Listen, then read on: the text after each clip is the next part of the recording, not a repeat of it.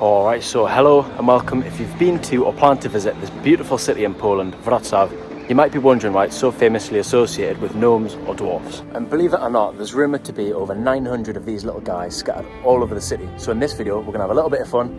We're going to have an explore around Wrocław and I'm going to set myself a challenge and see how many I can find. And also, I'm going to explain the interesting reason as to why they are there in the first place.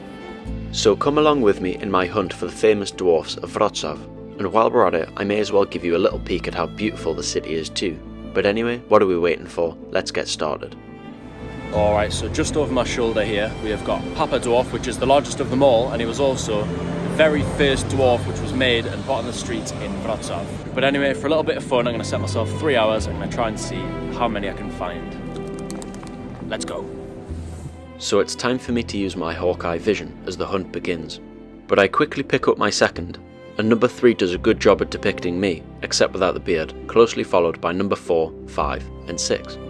So I've literally just walked around 100 metres down this street and I'm already on 6. And then there's another little 2 just here, however, I don't know if that counts as 1 or 2, but I'm going to count it as 2, so we're now on 8. 9. And there we go, that's 10 already. This one looks like a little leprechaun. 11, this one looks like a little bin man. No idea what he's doing, but he's number 12. And I'm not sure what she's up to, but I think she might be a friend of Prince Andrew and Harvey Weinstein.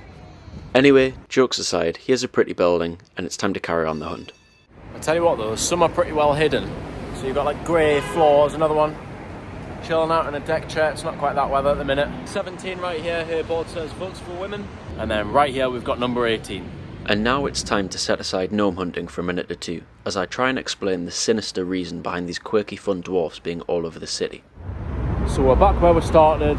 We've got Papa Dwarf right here.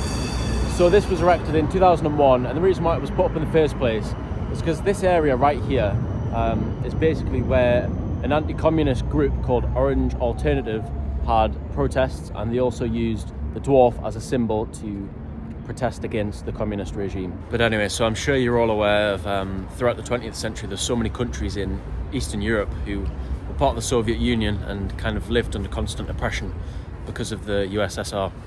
And so to give a bit more context as well, so in 1981, near the end of the year in December, martial law was introduced, which basically means, I think, that like the army and the police kind of rule the state, and so people's freedoms would have basically been non-existent. And so you can imagine pretty much everybody would have been living in fear, because anybody who spoke against the communist regime or whoever was in political power at the time would have just been probably locked away, killed, or, you know, so everyone would have been pretty much living in fear. But anyway, so out of all of this, there was one clever man. I'm not even going to try and pronounce his name, I'll put it here. So he was basically the founder of the movement Orange Alternative. So it pretty much all started by finding a peaceful and non-violent way to protest the regime. So what they started doing was painting dwarfs on the streets with graffiti. And so the dwarfs pretty much became like a symbol of the movement. And then fast forward a few years, there was a lot of gatherings in the streets where people would dress up as gnomes. And their logic was sort of, because most importantly, the protests were peaceful, you know, they couldn't really be arrested because they weren't doing anything. They were dressed as gnomes, so it would have been a bit silly for the police or the military to arrest them. And the reason why orange was chosen is obviously under the Soviet Union, the main colour you'd associate with that is red. But anyway, back to the fun part. So we are going to explore this plaza. It goes around that way, no, around that way. We're pretty much just going to do a circle around and see how many we can find in this square. There's probably going to be a lot. We return back to the chase with this happy little guy, and then find another triplet. Alright, and now just here, we've got another triplet. So we've got someone in a wheelchair, someone who's blind, and then someone who's deaf and mute. And so these 3, I think, are also some of the first ones which were made. And it's just here in the main square. I don't think they were originally in the main square. But anyway, I think it was as part of a campaign called Wrocław Without Barriers, which I think was kind of a campaign to stop the discrimination and to try and include disabled people. So pretty cool that they've got that there. I love how all the dwarfs are beautifully unique, and find it quite interesting how they all tell a different story, even though some of them are a bit silly. Like I found this one riding a pigeon quite funny, and then we bumped into Gandalf from Lord of the Rings. But this one has got to be one of my favourites. And then we follow it up by finding 5 more little dwarfs in the main square. Okay, so just a little update. It's 12:30, which means almost 1 hour is gone and I'm on 32. So take my target of 100. I'm roundabout on track, but How beautiful is this city, by the way? Like, all the colour, the design of the buildings, it's absolutely beautiful. Got the town hall by me, another lovely building, big Christmas tree, and then yeah, just stunning. But anyway, let's carry on the chase. Whoops, so it turns out I'm a big liar and there's still more to find in the main square. So here we've got Guitar Man, Little Present Man, Smoking a Pipe Man, a Woe Man, Mr. Love Heart Man, I think you're on the wrong country man, and then we meet Flag Man, gives his dog a pint man, and uh-oh, that was meant to be kept private. Mr. Bookman takes us up to 43, then we're greeted by Thor, the local dealer, don't do drugs kids, and I've got no idea what she's doing, to be honest, but it seems as though she's photographing a drowning man. Women these days. Then we finish off the main plaza with this cool Japanese dwarf and a man who found a coin. How lovely. Alright, so we've just done a lap of the main plaza, but can I just say the town hall here, like the intricacy of this building, like it's just absolutely stunning. So it's like a beautiful Gothic building, dates back to like 13th century I believe originally, but anyway, we're going to head over that way. We're almost at halfway, so we need to pick up the pace a little bit because we don't have that much longer, so let's go. Right, so here we go, here's number 49, he's chilling watching the TV, and can you see the other one? I bet you can't. So some of them are quite well hidden. You can see there's one just chilling on the lamppost, so you've got to look quite careful sometimes. But anyway, that's 50, we're halfway, got about an hour and 40 minutes left, so just over half the time. So there's 51, and I thought while we're here, I may as well show you this nice little museum with movie props, which is actually inside a former World War II air raid bunker, which I found fascinating. But of course, all of this will be in my main Wrocław vlog, linked at the end of the video if you want to see it. But let's get back to this video, shall we? Tell you what though, all this gnome hunting's tiring work, so I've just stopped off here. It's a pretzel. I've got cinnamon and apple, so let's take a bite. Wow. It smells so good, that's so nice. And after my lovely pretzel, the hunt continues with 3 more little guys in close proximity. Then things start to look a little bit less promising. This is getting a bit worrying now. I think I've done all the main ones in the main plaza, but I haven't seen one in a few minutes. Except for this one, number 54, 55. This one's a little fatty. But anyway, now we're going to head over to the little islands, because I know there's a few over there. So right next to another one of the lovely churches, 56, 57. There we go, we've got a good bunch here. So 57, no, 58. And then 59 and 60, we've got 2 firemen, so we'll hit the big 60, so 40 left. And then we find the 2 local drunks, which take us up to 62.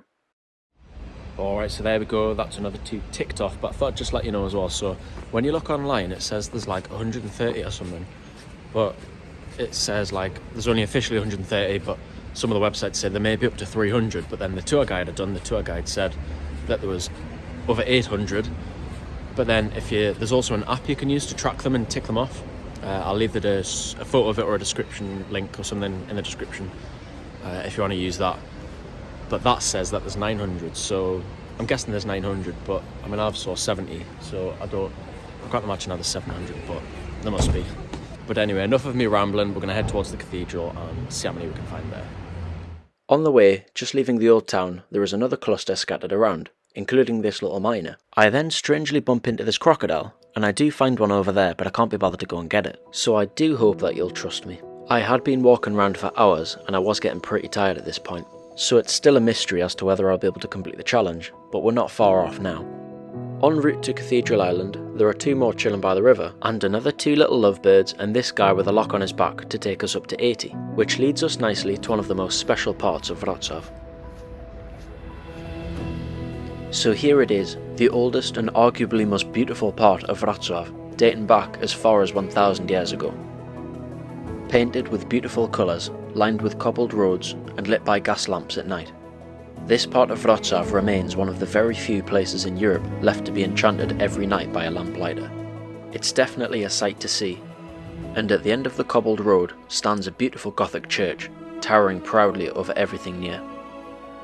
I hope you'll forgive me for getting a little bit distracted. Let's carry on with the gnome hunt.